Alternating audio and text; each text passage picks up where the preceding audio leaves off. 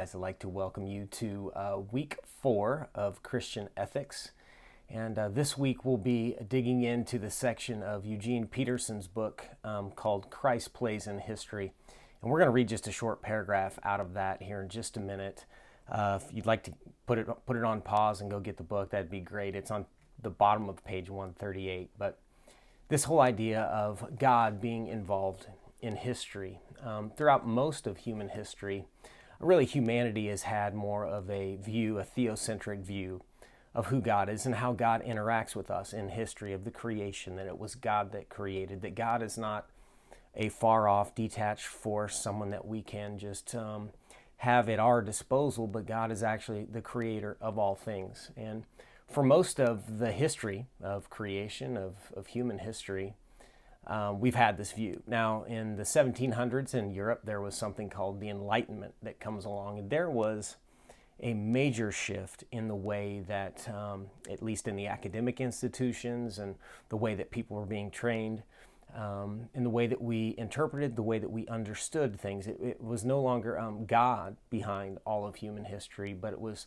our own understanding. It was science, it was reason, it was our own human reasoning by which we can understand all things, not God being in and through and above and sovereign over all things. And so there was a major shift that began to happen. And for the last 300 years, this is basically where we have been, and the way that academics has been shaped and the way that we interpret and understand all of history. And that's really been where we are.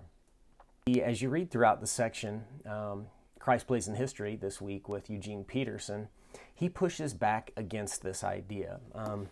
He talks about this on the bottom of page 138, that last paragraph. It says, "For the prophets and priests and the writers who preceded Jesus and whose footsteps Jesus continued, there was no secular history."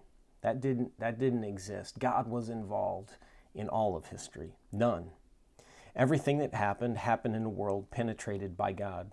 The Hebrew people were intent on observing and participating in what had happened in them and around them because they believed that God was personally alive and active in the world, in their community, and in them. Life could not be accounted for by something less than the life of God, no matter how impressive and mysterious their experience was.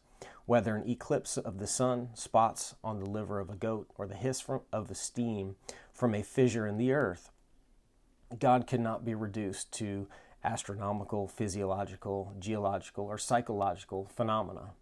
God was alive, always and everywhere, working his will, challenging the people with his call, evoking faith and obedience, calling them into a worshiping community, showing his love and compassion, and working out judgment on sin.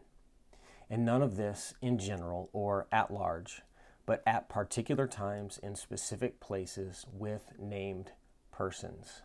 History. And so Eugene Peterson goes on to explain this and flesh out this idea of God being in history, digs into the Exodus and goes to the Gospel of Mark, talking about the crucifixion of Jesus and specifically how God has acted in salvation history. And so I hope you enjoy this section of Eugene Peterson's book this week.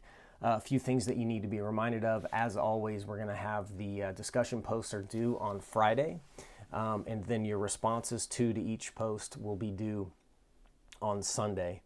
Another reminder for you, obviously we are in week 4. Hard to believe that we are halfway through this class already. So continue to work hard, continue to do your reading. Remember, all of this is building toward the end, weeks 7 and 8, where you're going to have 2 big assignments due. 1, an annotated bibliography, and 2, the Christian Ethics and Leadership paper. If you've been checked out up to that point, it's going to be hard for you to catch up with those assignments and to begin to write and gather sources for those assignments in the right way so that you can get a good grade on those.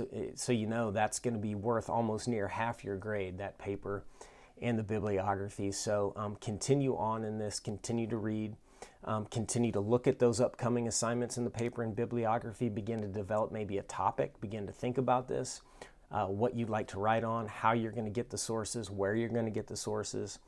If you need any help, feel free to email me. Would love to connect with you.